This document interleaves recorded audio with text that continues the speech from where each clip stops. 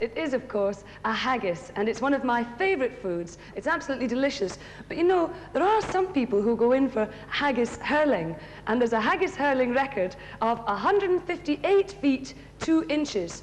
And that's our next game. It's about record breakers. We're going to present you with 5 record breakers, and from the descriptions we give you, we want you to decide whether they are true or false. Some of them will be genuine, some not. Now, who could we have better to introduce this game than record breaker himself, Mr. Roy Castle.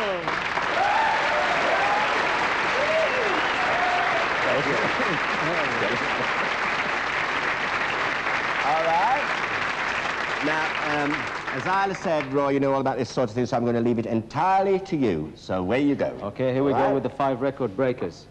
Record breaker number 1. Martin Moore in Brighton on the 29th of July 1979 ate 2,380 cold baked beans, one at a time with a cocktail stick in 30 minutes. True or false? Record breaker number 2. Albert Rayner from Wakefield, West Yorkshire on the 28th of June 1963 balanced 35 sixpences on his forearm and he caught them in the same palm. 18 shillings at 1 snatch. True or false? Record breaker number 3. Mick Valentine can't stop making music. He's a one-man band. The rules for a one-man band are there must be at least 3 instruments being played simultaneously. And he did this non-stop for 42 hours and 29 minutes. True or false? Record breaker number 4. Jane Reynolds from Salisbury in Wiltshire holds the British female record for carrying a 6-pound smooth-sided brick 2.24 miles without changing her grip. True or false? Record breaker number 5. Andrew Gleed. Talk about paddle your own canoe. Well, he is the fastest person, man or woman, to canoe along the River Tyne from Newcastle to Carlisle. And he did it in 3 hours, 15 minutes and 24 seconds. True or false? All right, Tyler, what have we for number 1? We reckon that it's true. We have true too, Roy. Okay, well, you're very clever because it is true. Now, what have you for number 2, Isla? For number 2, we thought false. Well, for number 2, Roy, we have true. You have true. Okay, Albert, come on, let's see how good you are catching the coins. There you are. You see, I thought the change would have done you good, sunshine. That's right. Actually, it is false. It is false, But Albert is a record breaker for skippings.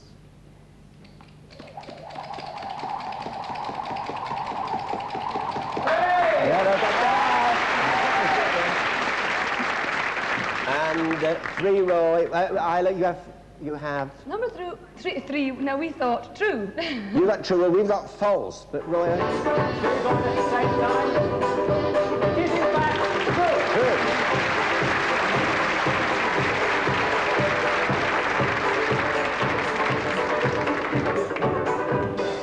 Very good, very good. And 4, Isla. And number 4, we thought false. You've got false, and we have false too, Roy. Well, I've got to tell you, you're both wrong. This is true. It is true. It is a true record, yes. And 5, Isla. And 5, we also thought was false. Well, we have true. Well, it was a trick question, actually, because the River Tyne doesn't go as far as Carlisle. No. So, it is false. It is false. We do have another record breaker here, in fact, because he can catch 62 10p pieces at 1 snatch. Got it. Very good, very good. All right. Just one score. All right, thank you. Thank you. Always nice to see you, Roy. Roy Castle and all the record breakers behind here, thank you very much indeed. Thank you. Thank you. All right.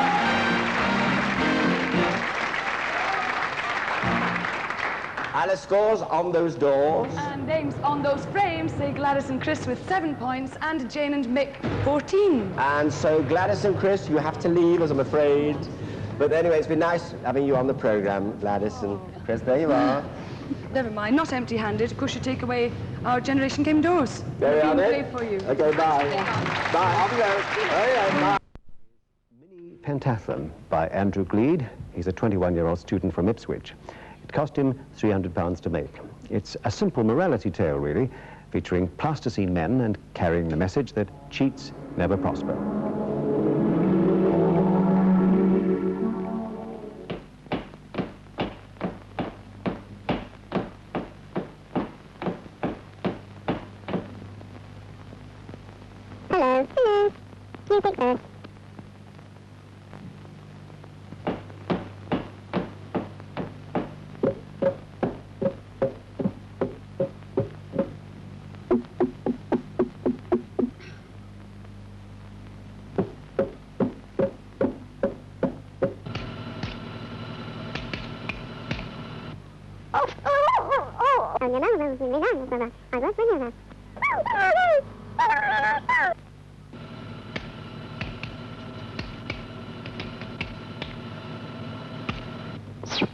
Hello, hello.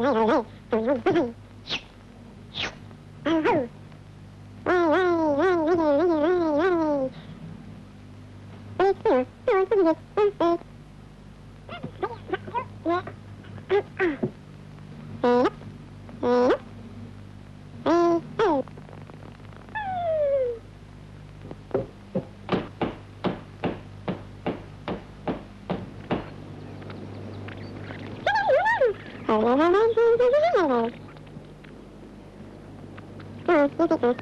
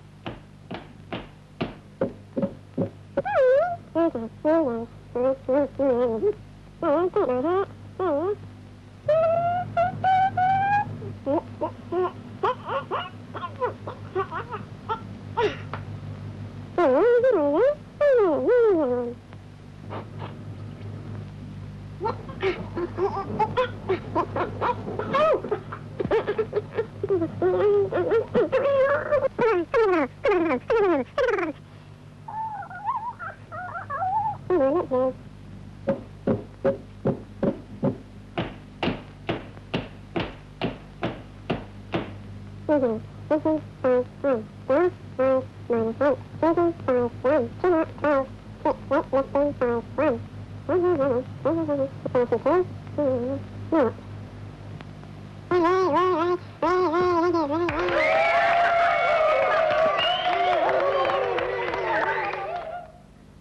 Rudimentary figures, Philip Strick, in a rudimentary contest.